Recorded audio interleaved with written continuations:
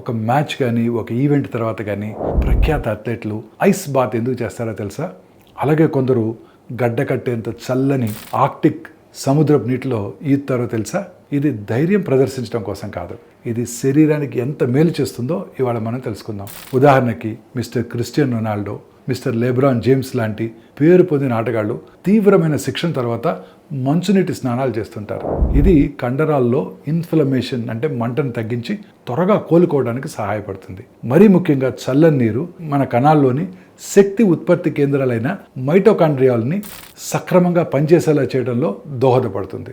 అతి చల్లని నీటిలో ఈదేవారు కూడా తమ శరీరాన్ని ఒత్తిడికి అలవాటు చేసి కణాల మరమ్మత్తు మరియు జీవక్రియ ప్రయోజనాలు పొందుతారు. ఆశ్చర్యకరమైన విషయం ఏంటంటే మీకు ఐస్ టబ్బు లేదా ఆర్క్టిక్ నీరు అవసరం లేదు. సురక్షితమైన చల్లని నీటి షవర్ల వద్ద స్నానం చేసినా కూడా ఒక వారంలోనే ఇలాంటి చిన్న మార్పులు కనిపించవచ్చు. పేరున్న ఆటగాళ్ళలో ఉన్న ఈ అలవాటు మన రోజువారీ జీవితంలో కూడా చేసుకోవచ్చు. చల్లని నీటితో స్నానం అనే చిన్న అలవాటు మీ శరీరాన్ని మరింత బలంగా ఆరోగ్యంగా మార్చగలదు.